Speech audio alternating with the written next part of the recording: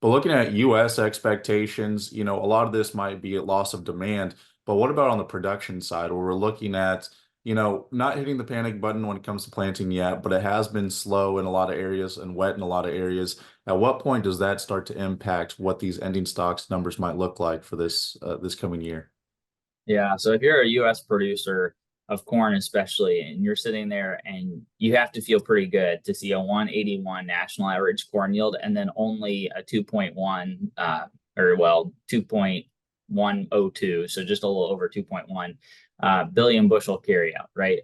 Like the fact that that's not 2.5 for instance is you got to feel good, right? Because we could pull down that national average corn yield given some of the late planting we've seen.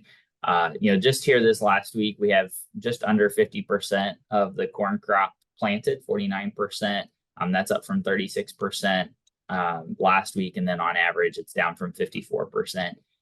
So I don't know. I sit here and say we've made progress in corn planting, even a little bit more progress in corn planting this last week than maybe what I anticipated. But it would have been, I think, a nice mentality shift had we gotten over 50% planted. If we could have got to 50 or 51% planted, I think that has a very different mentality than where we sit below 50 here the second week of May. So this is a big week. This week and next week are both big weeks for corn planting. It's again gonna expect to be wet in the Eastern Corn Belt from Kentucky up to Indiana and over into Ohio, places that we need to see some planting progress.